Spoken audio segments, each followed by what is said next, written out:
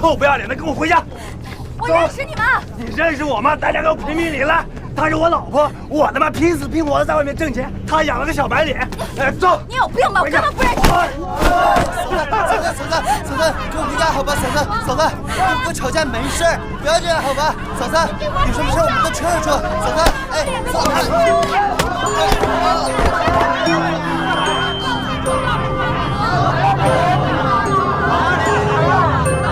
我根本不认识他们。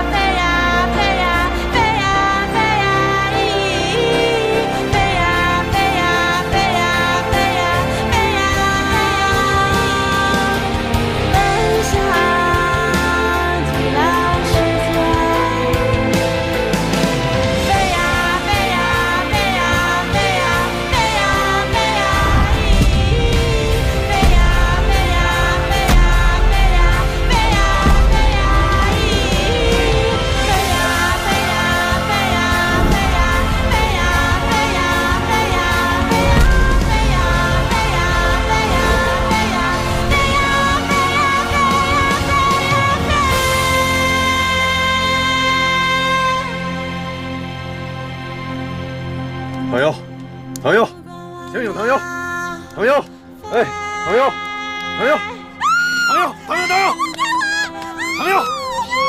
别跑，朋友，我是台伟，别跑，我是台伟，啊，没事了。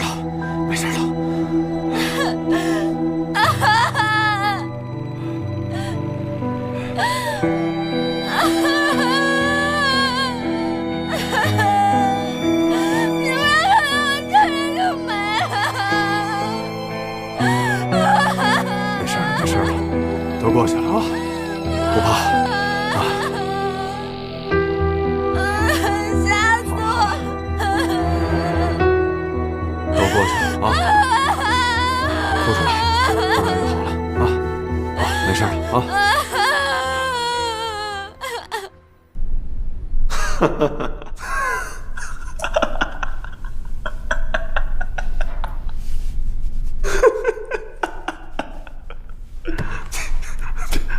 别害怕啊，没事儿。我就是太高兴了，你不知道，我们找你都找疯了，真的。找我干什么呀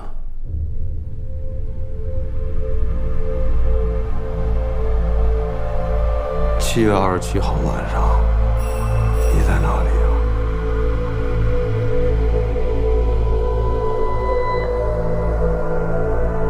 我忘了。没事儿，那我帮你回忆回忆啊。哎，这个地方记得吧？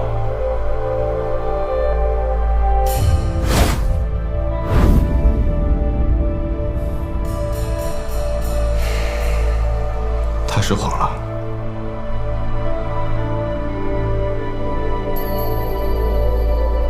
我再问你最后一次。知不知道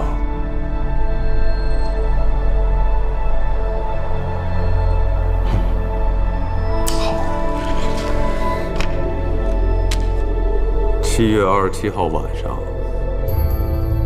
你在长安宾馆带着2具尸体来到了不同的房间，恰巧在这个时候，被一个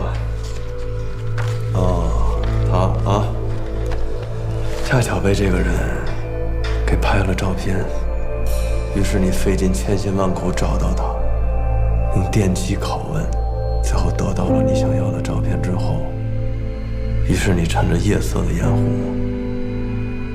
把他的尸体扔到了地下迷宫里，对不对？不对，哪儿不对？我根本就不认识他。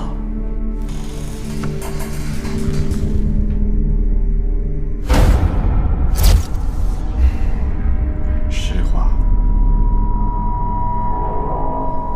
好。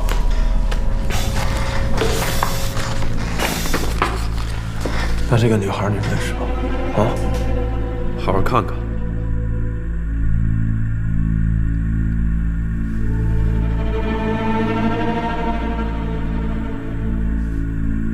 不认识。是不认识，还是认识？还是你绑的女孩太多了，你记不清楚了啊？我不知道你在说什么。你被我们抓个正着，你还敢说不知道？不是，警察同志，我就第一次干这事儿，真的是第一次。对不起，警察同志，怪我一时贪财，真的。那天我在网吧玩一网络游戏，然后突然就有人上线加我为好友，然后就给我充了1万块钱的点儿卡，是1万块钱人民币。然后他说还有好事给我。什么事儿啊？开口就给1万？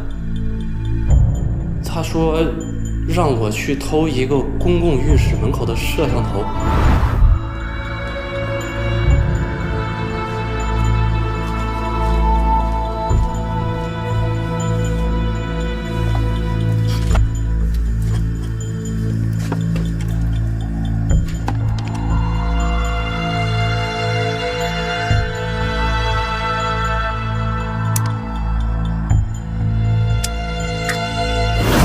我也不知道他为什么让我去偷摄像头。他说把那个摄像头安全送到他面前以后，然后他还给我一个大面包。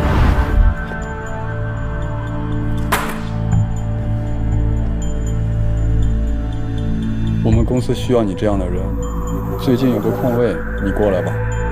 这么神秘，做特工啊？搞招聘点人头。哼。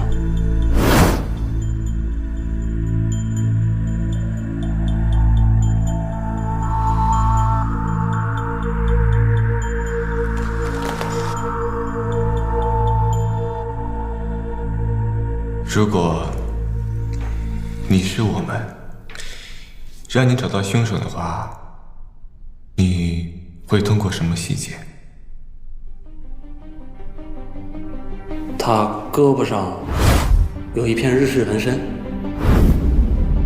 他说如果我绑架成功的话，他会在晚上6点在那家餐厅等我，顺便告诉我笼子的位置。笼子？笼子就是关押那些女孩的地方，就是去基地之前的中转站。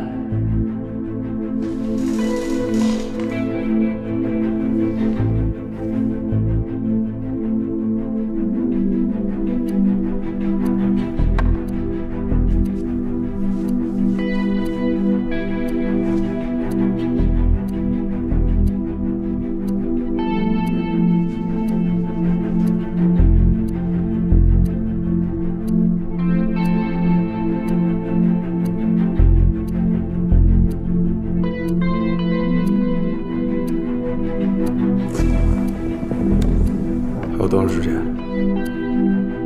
还有2分钟。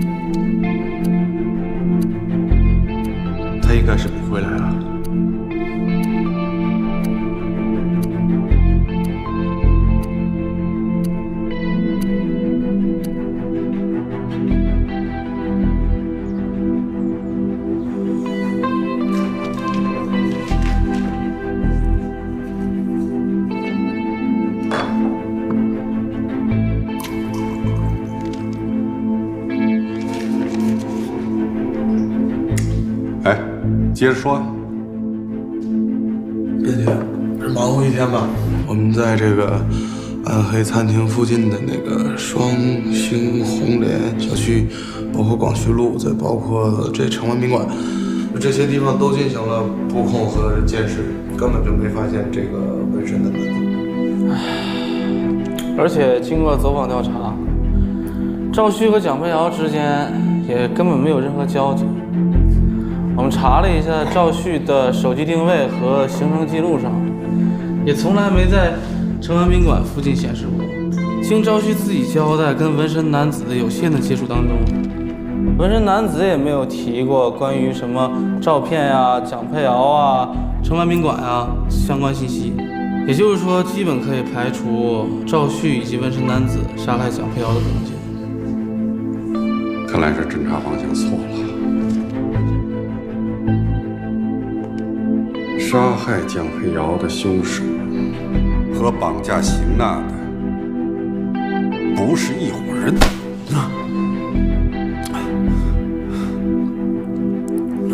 唐优呢？啊，编剧，今天执行任务的时候，唐优受了点惊吓，请2天假休息休息。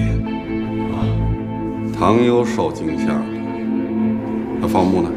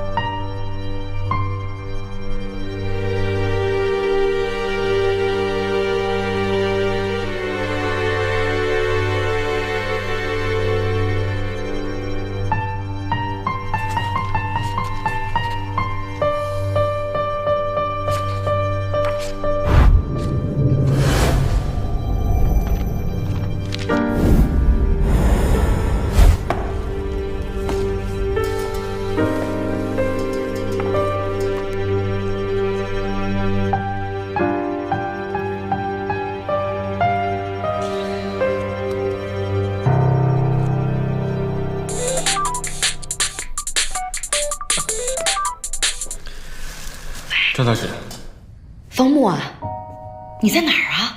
怎么了？你还问我怎么了？不是说好了吗？今天是亚凡来天使堂的日子，你在哪儿啊？哦，好，我现在就回去。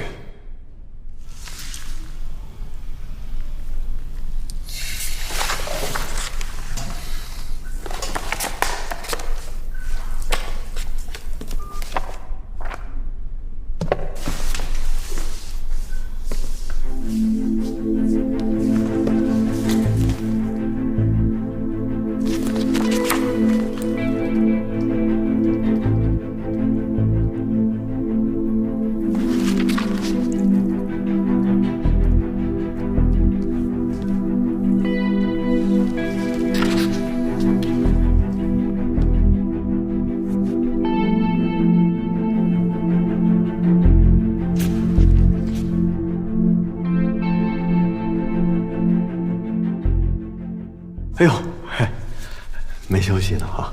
哎，其实那个我这个这么晚来，我就想跟你说说吧。其实这个事儿它不能怪你，不是说不能怪，是它就不怪你，主要错都在我啊！你用不着自责和害怕，对不对？这跟你有什么关系呢？啊？Two lives. In one life, you're Thomas A. Anderson. 啊，咱这样，你明天就来。对呀，来，明天就来上班，好不好啊？然后那个什么，你踏踏实实的都没事了啊，就睡一觉，明天一切 OK， 明天来，好不好？差不多，来。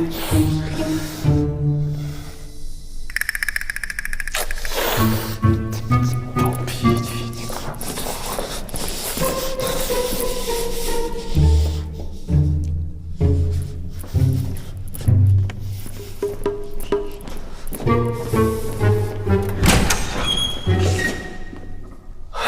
哈哈。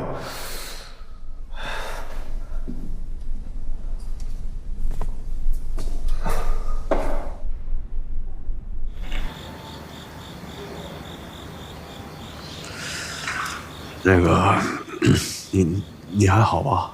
啊？肯定不好，我知道。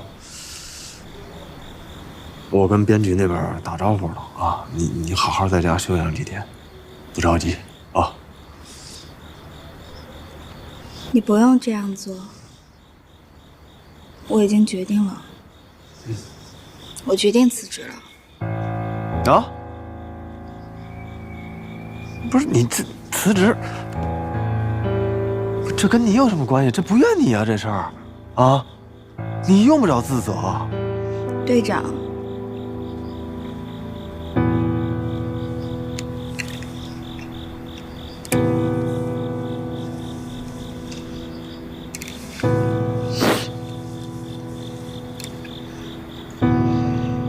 我现在就算走在大街上，只要有陌生人靠近，我就会觉得害怕。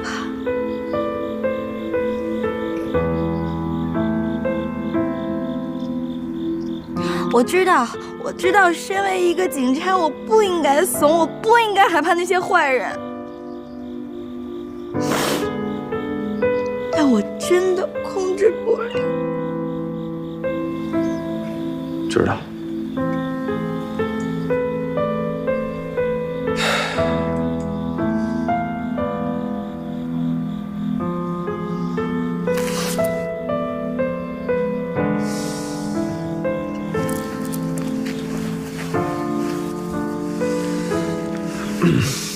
这个是那个谁，那个大壮给你的。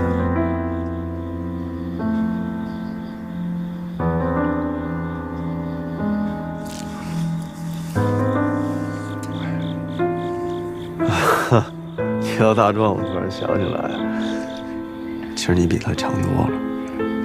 大壮以前特怂，真的比你差远了。以前一有案子，他就想尽各种办法得第一个点儿，所以我老叫他怂蛋嘛。其实话又说回来，谁不害怕？我也害怕。我经历这么多案子，抓了这么多人，啊，黄永孝、马凯、森普，这些人在我的脑海里全都是噩梦。有拿刀子的，有点煤气的，有拔我牙的，我也非常的害怕。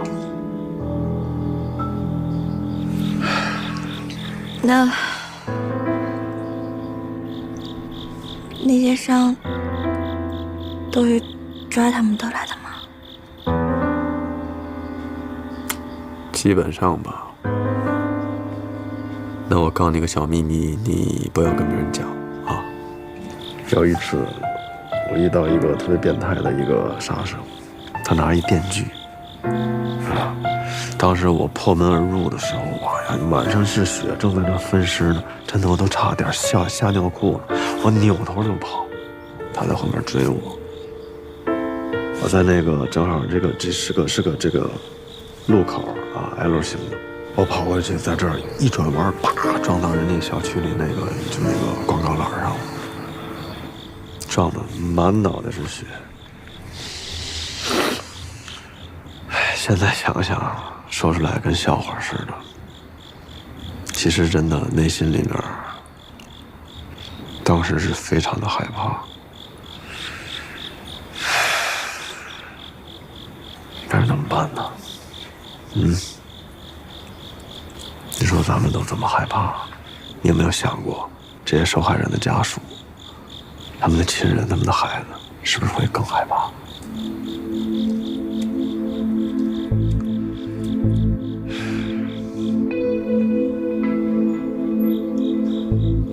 那怎么办呢？总得有人去抓坏人啊！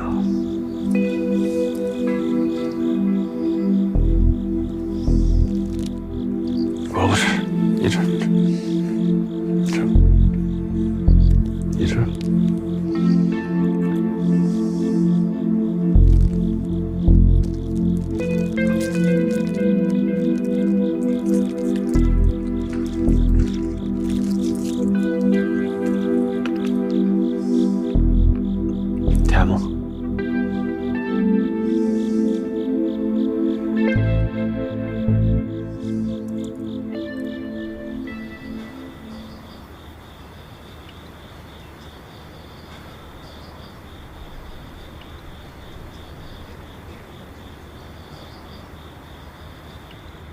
记住了，姑娘，我们做警察的，就是要保护这份甜蜜。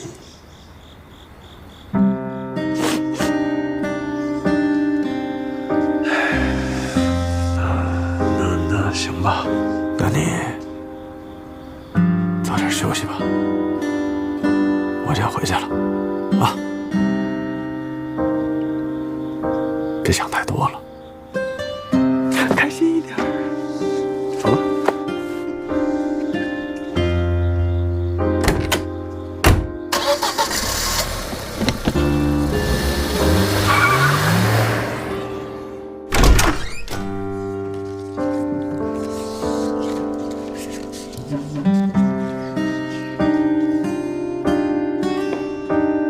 小凡姐姐，我也要过生日，为什么呀？过生日有蛋糕吃呀！我也要过生日，我也要过生日，我也要过生日。你看这个蛋糕多好吃呀！对呀对呀，有我最喜欢吃的水果呢，还有火龙果、哥哥，樱桃。你回来了呀？这是谁买的？你买的呀？我买的。对啊，你让杨云姐姐送来的。好了，大侦探回来了，我们就来吹蜡烛吧。快点快点，我要吃蛋糕。那许愿吧。好。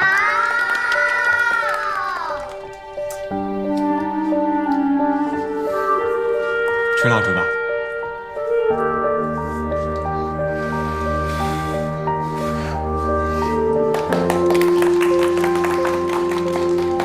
雅芬姐姐，你许的什么愿望呀？第一个是希望我们能永远这么快乐生活下去。那第二个呢？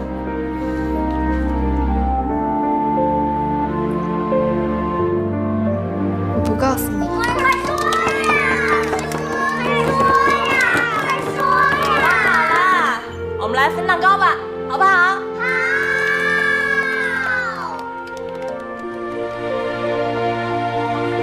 来吃蛋糕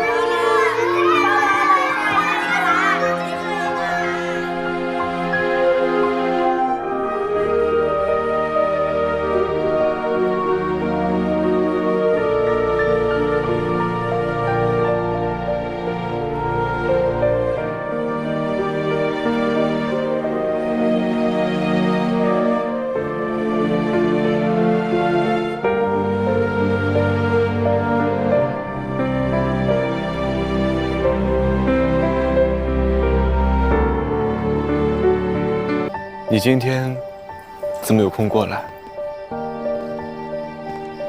自从你答应把邢娜带回来，又没有办到之后，咱俩每次见面，不是你没话找话，就是气氛有点尴尬。小子今天受委屈了？啊？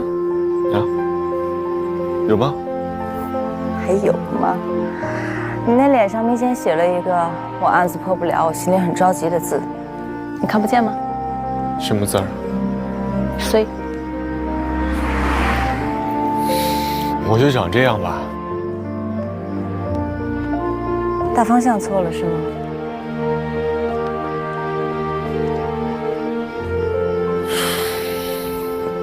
可能从一开始就错了。杀害蒋佩瑶和绑架邢娜的不是一伙人。蒋佩瑶的现场有一种诡异的仪式感，而她身上有一个奇怪的标记。这一切像极了14世纪欧洲邪教的献祭仪式。可是还有一个问题，这种行为又像是在宣泄某种情绪，好像在向警方挑衅。这也是我想不明白的地方。目前看来，这一起案子里有2种杀人动机。你今天晚上干什么去了？那你换了？我在图书馆查阅资料啊。OK， 那我问你啊，你今天晚上明明在图书馆里焦头烂额的查资料，但为什么一定要赶回来给雅凡过生日呢？是出于一种言出必行的承诺呢，还是一种简简单单的愧疚？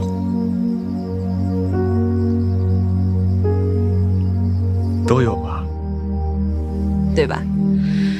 人就是这样一种感情动物，做什么事情的目的都不止一个。我抽你一巴掌，也许是让你离我远一点，也有可能是我喜欢你的表现。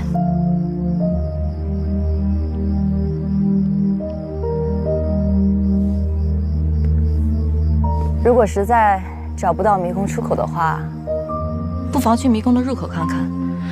为什么一定要穿过迷宫呢？也许那个真正的恶魔根本就不在迷宫里。就到这儿了。哎，我送送你吧。史上最言不由衷的话，一般有2句，一句是在我这吃吧，另外一句就是我送送你吧。去查案子吧，那才是属于你的舞台，然后自信地站在我们面前，告诉我们真凶是谁。走了，晚上还约了一个患者。哎，你每天都约了一个患者，谁呀？小鲜肉。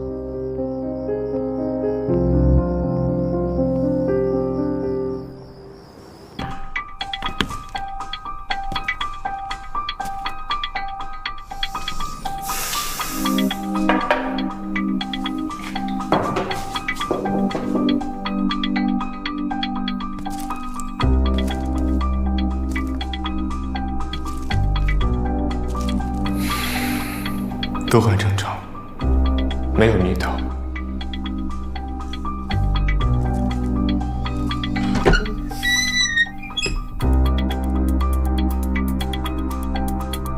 很正常，没有破坏的痕迹。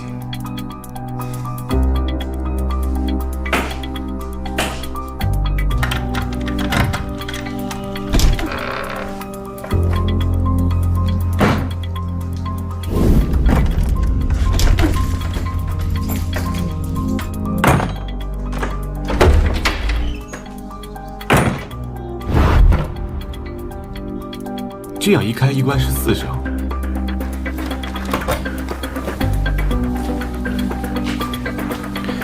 你确定是2声吗？一开一关就2声。你不玩背吧？你在监视蒋飞瑶的时候，有没有碰到过什么可疑的人物？没有。哎，对，有一个记者，他突然跑过来跟我说了声什么“操，拍早了”。拍早了，拍早了。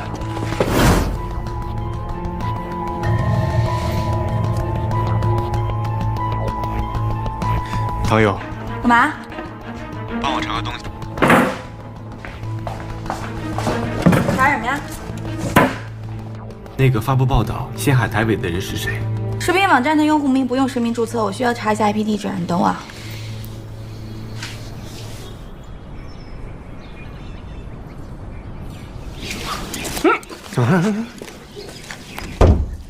干嘛去？送饭呀！你怎么一天到晚就找吃呢？整个刑警队还有比你再胖的吗？啊？大壮啊！除了大壮呢？那没了。我告诉你啊，有2种情况别找他。一个是他脑子里噼里啪啦闪电的时候，还有一种就是他脑子里有炮需要回去点的时候，明白吗？什么火？邪火什么火？那媳妇得吃饭啊！吃饭呢？王默，吃饭吗？啊？吃不吃饭？对呀，你只是从外表看到他是个盒饭，但是没有看到他落地的结果。其实，他原本就是空的。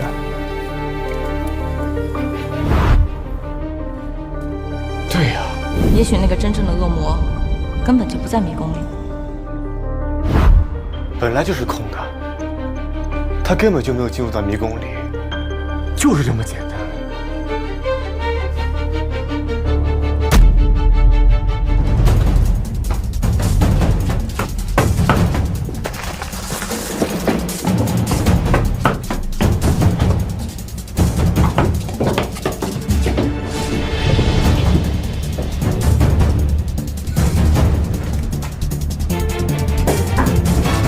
没错，的确是这样。什么情况？你只是听见蒋培瑶开门和关门的声音，并没有亲眼看见，对吧？对，我听见了。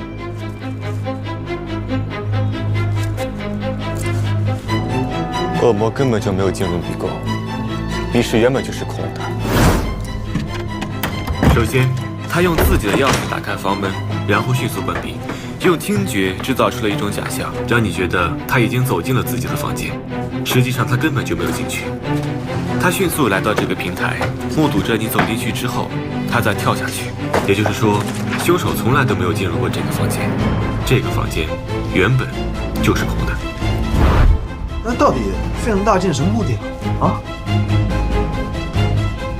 他一定是知道了你在跟踪他。也许那天他有一件不得不做的事情，所以他要甩开你，然后独自去完成。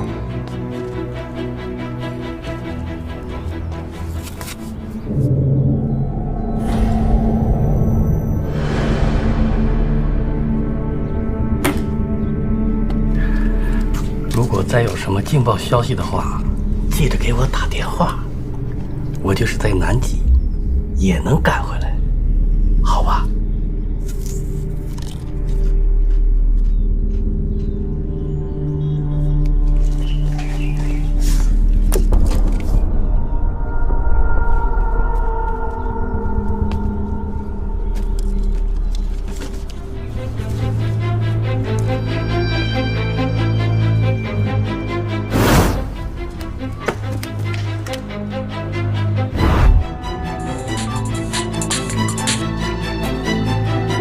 查到了，通过 IP 地址查到了发布这段视频是在一个新媒体公司，这个机主的名字是申宝强。正是在下。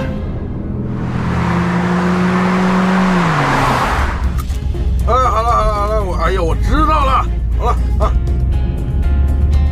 回来啊，申宝强今天下午就压根没在公司，出去采访去了。这地址。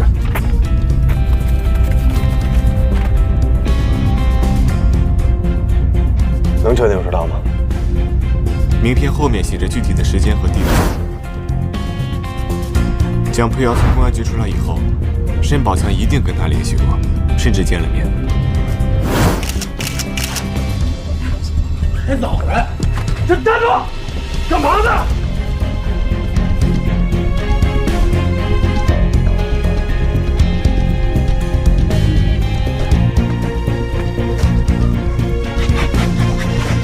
打电话，一定打电话啊！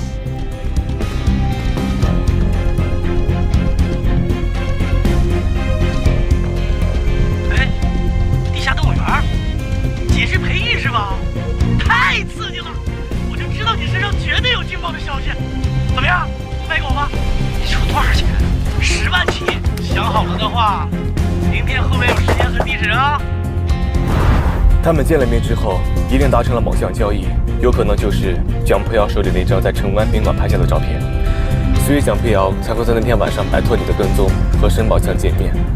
但是蒋培瑶没想到的是，反而就是这项交易让自己送了性命，成了地下迷宫里的一道冤魂。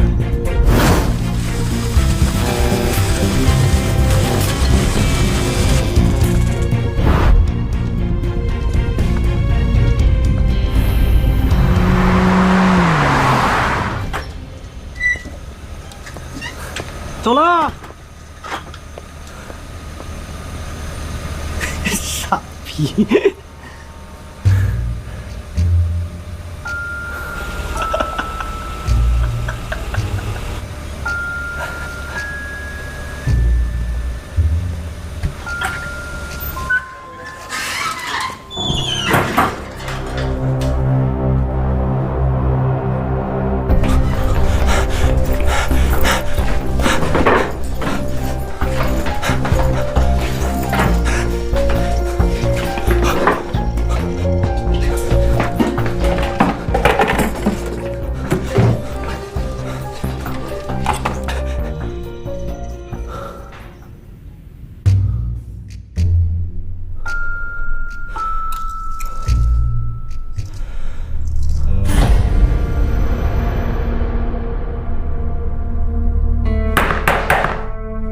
醒醒，刚喝完咖啡嘛，又困了。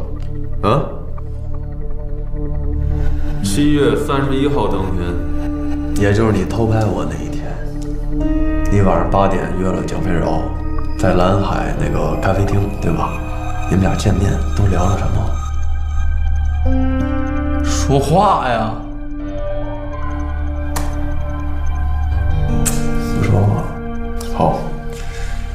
从7月27号开始，你就开始往外发布邢娜失踪、蒋佩饶之死，还有当红女星田霏霏啊，女星，你把它说成是男儿身，对吧？你发布这些夺人眼球的这些新闻，而且还都附上了第一手的这个图片资料，我就想不明白了。你说你一个什么记来着？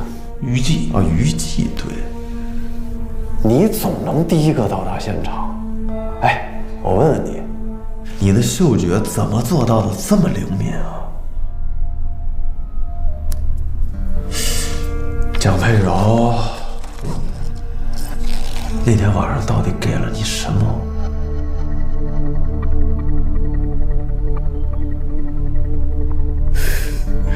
我说太警官，你就别在我这儿白费力气了。我作为一名专业的记者呀，我太明白这个道理了。这只要我话一说多，这肯定就出事儿。所以啊，就不管你们怎么问，我只能回答你们3个问题。这第一个，我确实没杀人。第二个呢，我什么也不知道。反正这第3个就过了24个小时，你们就得放我走。你自己选吧。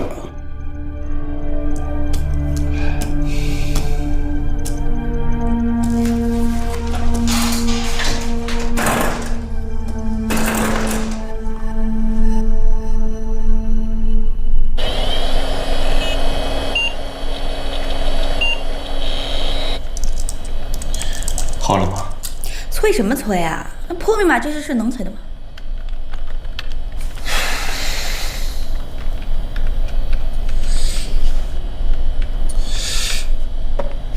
好了。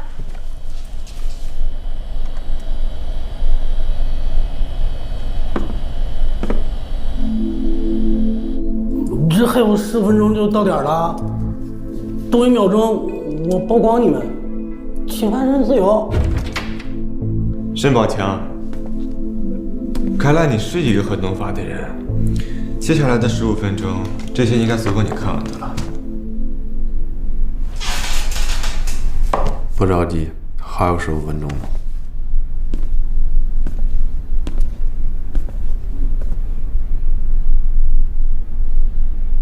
这怎么了？我作为一名专业而且很敬业的记者，这第一时间到达现场，这是件特别合情合理合法的事儿啊！着急了，心虚了，开口说话了。那你们也不能就因为这几张照片就怀疑我吗？蒋佩瑶的死亡时间是凌晨2点，而你发布独家照片是早上7点。第一批游客进入的时间是早上8点，也就是说，在警方还没有发现尸体前，你就进入了现场。对啊，中间隔了5个小时啊，很正常啊。第一个到达现场怎么了？方警官，你知不知道啊？在国内外，这多少大案的杀人现场，这都是我们记者第一个发现的啊！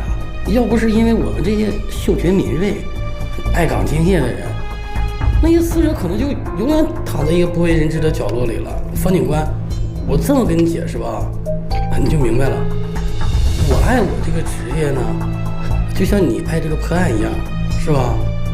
这要是让我知道哪里有重大的新闻要发生，就算我是在南极，我也能第一个到达现场。该放我走了吧？那个，问你个事儿，你从你家里到现场需要多长时间？1个小时吧。对上了。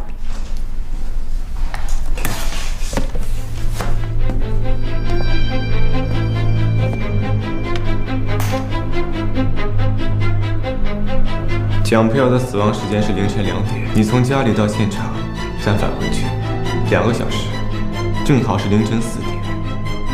而这张照片上传到电脑的时间正好相符，你根本就没有在南极，而就在蒋佩瑶身边，对吧？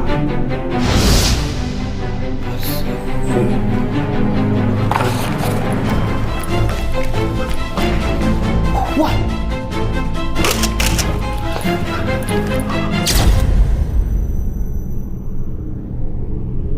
为了上头版头条，你开始寻找死亡模特，开始自己制造案发现场，你成了一个夜行者，对吗？你这越说越玄乎了。我小时候看我妈杀只鸡，我都躲得很远，对生命更是无比的敬畏。我怎么可能杀人呢？我像杀人犯吗？那你可以解释一下，你是有什么神通，可以赶在所有人之前知道案件会发生，地点在哪，甚至还有时间把你的镜头擦干净。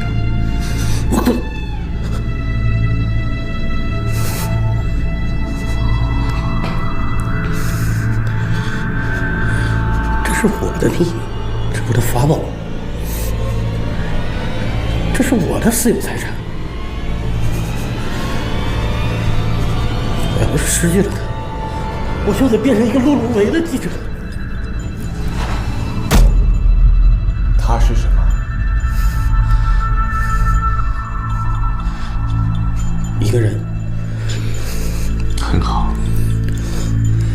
如果你说出来，你可能就只会变成一个碌碌无为的记者；但是如果你不说，你就会变成一个戴手铐的记者。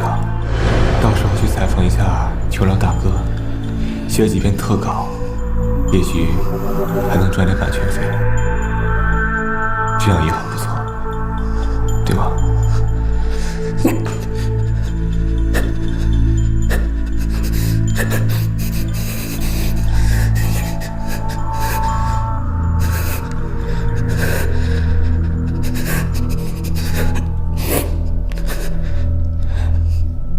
我没见过这人，但他的确是一个神通广大的新闻报道人。他能告诉我哪里有案子要发生，去哪里寻找尸首。你们怎么联系？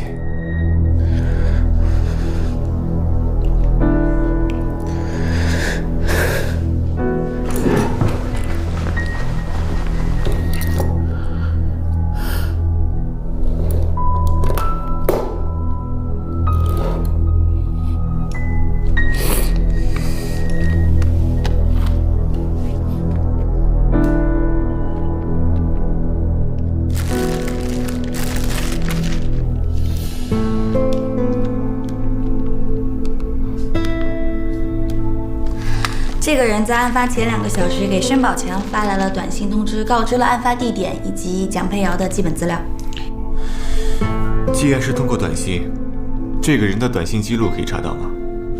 申宝强这个手机没有安装特殊的接收设备，这个人是通过普通的网络电信发来的。电信，联通、移动、阿尔法，迪拜当地的一家公司。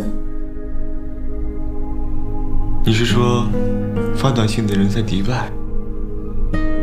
第2天是在科索，这家电信公司在菲律宾。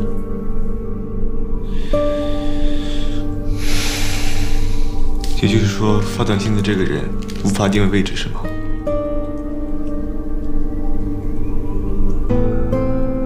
那如果我想要定位申宝强的位置呢？大侦探，你是不是糊涂了？那申宝强不是现在在审讯室里吗？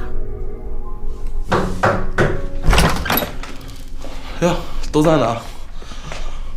默默，你之前让我调查的那个申宝强和蒋佩瑶约的那咖啡厅，我调查过了。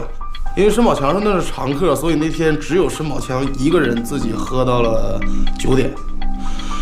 这些服务员跟他都认识。那天听服务员说申宝强心情特别不好，摔了个咖啡杯，还跟他们服务员吵起来了，所以他们印象特别深。这申宝强也没有时间啊。放人。嗯。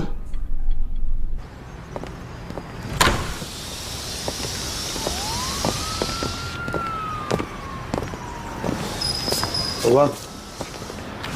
不送了，走吧。啊，也是，我也不是啥贵客哈，那不用送了。那个，这以后你们抓人呐，一定要瞅准了抓啊。这有点人民公仆的样子啊！你看你们立功了，你看我这没饭吃了。这个人民公仆是什么意思？你们知道吧？这人民公仆要是按字面上来讲呢，就是全心全意为人民服务、排忧解难的党政好干部，是不是？这有句这古诗说得好啊，人民公仆，人民公仆，人民服民。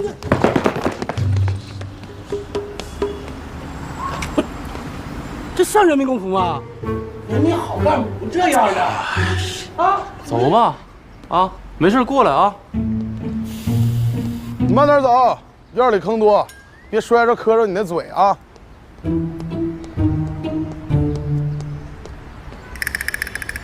哎呀，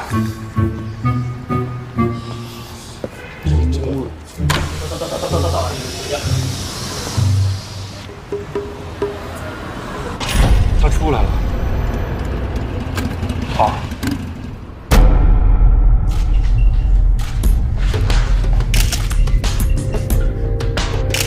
好，可以了，撤吧，开始拍了啊！反光板，左边，往左边来，好。第一点，把光往人脸上打啊，好，来看这里，好，来放松，不要紧张，不要害怕，不要紧张，身体柔软一些啊，身体放松，面部也要放松啊，你的那个左肩稍微高一点，好，来放松一点，菲姐。啊，飞哥。哦，你看这弄的都不知道我们该叫你飞姐还是该叫你飞哥了。继续，来反光板左边。喂，查到了是吧？申宝强，好，给我弄死他。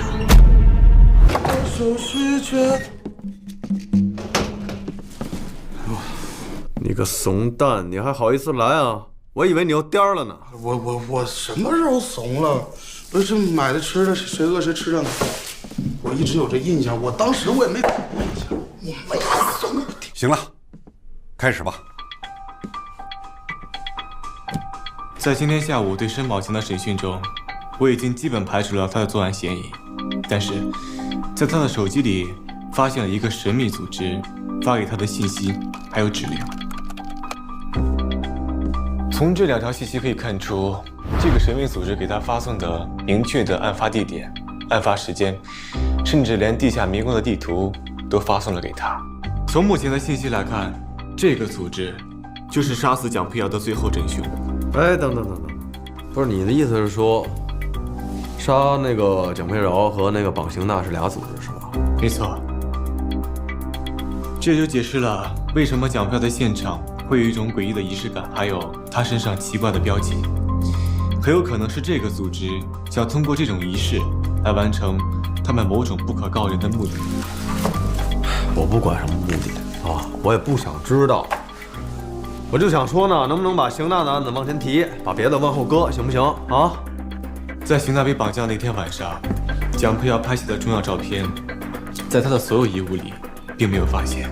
现在唯一可以怀疑的就是这张重要的照片被这个组织给带走了。也就是说，如果找到这个组织，邢娜绑架案的真凶也就找到了。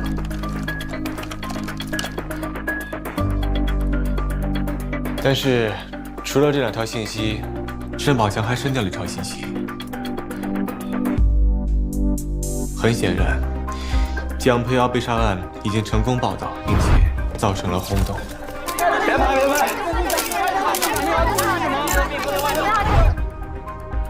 我定位了申宝强的位置信息，只要申宝强跟这个组织一见面，我们就能一举抓获。也就是说，这就是方木一定要放走申宝强的理由。看来今天晚上是场硬仗啊，谁都不能给我掉链子，明白吗？明白。短信来了。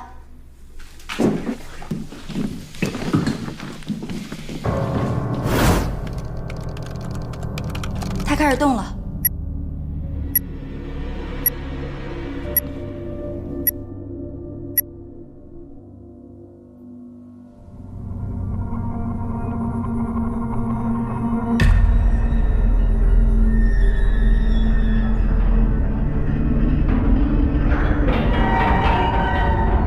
现在是8月2日21点58分，1秒、2秒、3秒。第二病例治疗第2阶段，创伤情景的重新演出，心理剧治疗开始。挨点，什么情况？一切正常，一切正常。正常个屁！吃什么呢？啊，一会儿还跑得动吗？100米11秒4，数量更快。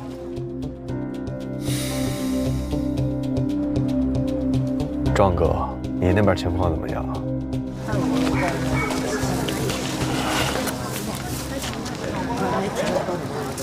一切正常，一切正常。哎，咱能不能把那破报纸拽了啊？大晚上的，谁拿个报纸看得见吗？我这不也是强看吗？而头，我跟你说，人方木曾经说过，只有相对合理，你就不能太较真儿了。我现在心理积淀特别充沛。行了，不是把自己盯。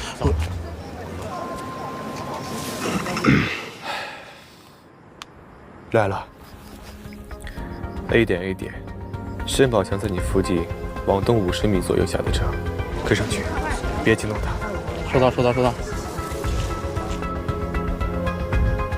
各单位注意，目标在向东门移动，大家切记不要打草惊蛇，等待组织出现，准备实施抓捕。收到。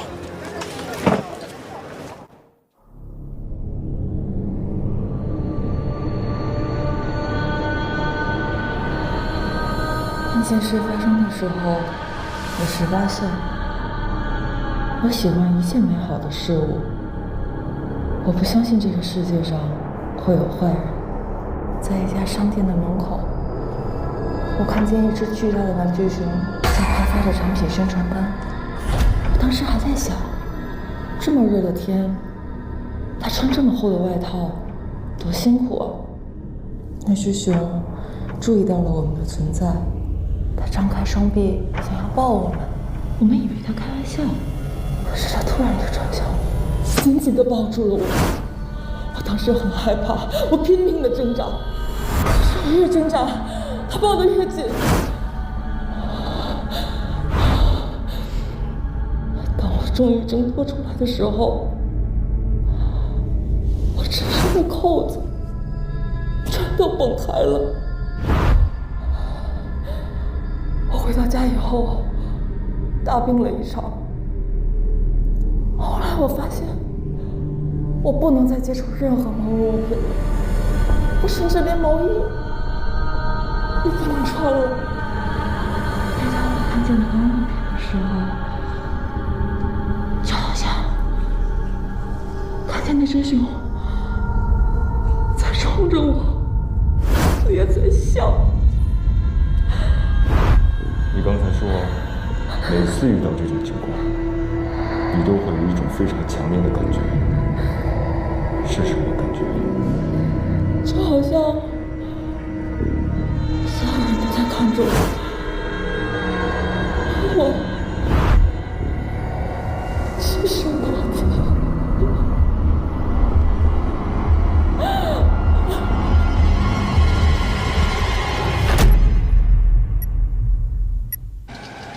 目标停止移动。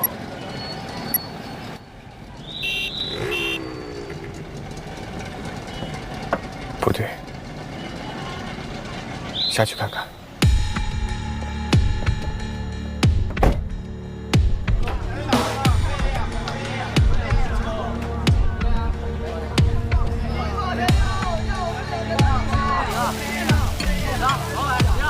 长阿展，有没有发现沈宝强？各单位注意，有没有发现沈宝强？头，我这里没有，我这儿也没有，我这儿也没有。队长，我这儿也没什么动静。对，这定位靠不靠谱？10米之内应该是准的。奇了怪了啊！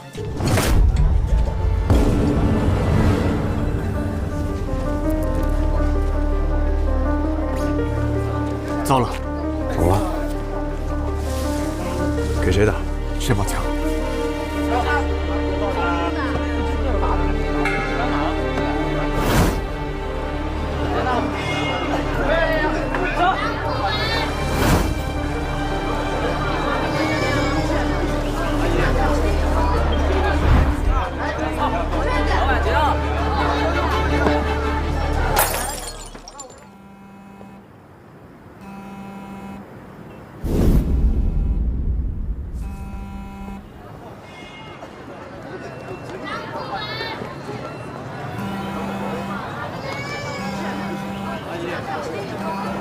中计了。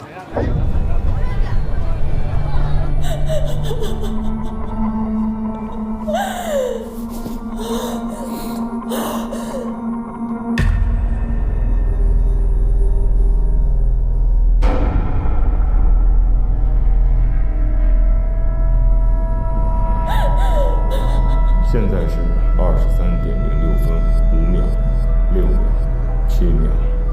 第二病例心理去治疗第3阶段，宣泄，治疗开始。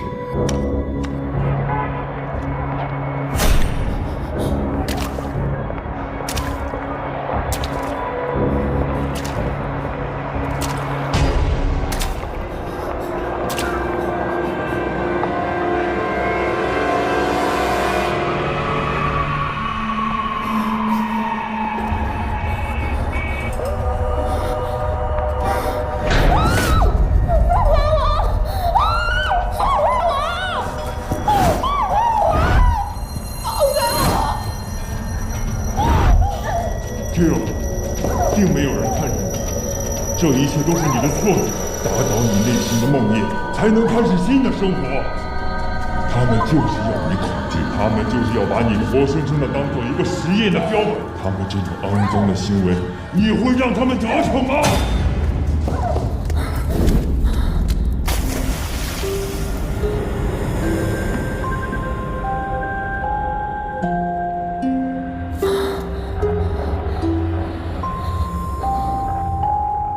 现在是23:18分17秒，18秒，19秒。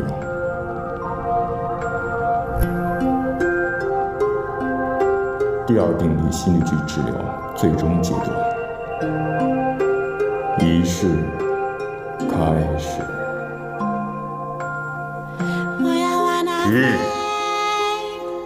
越过最美的诱人的口水，我要往哪飞？来吧，我已经做好准备。来吧 ，Q， 彻底消灭它，彻底消灭你的梦魇。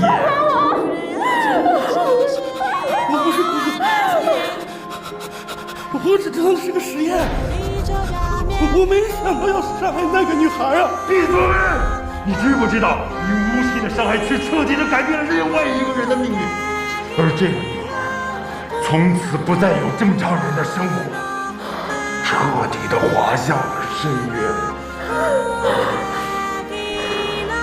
来吧 ，Q， 消灭它，你的梦魇会随着这一下而一同消失，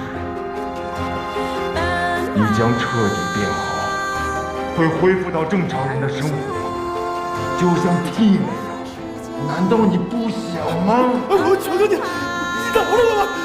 我真不是故意的。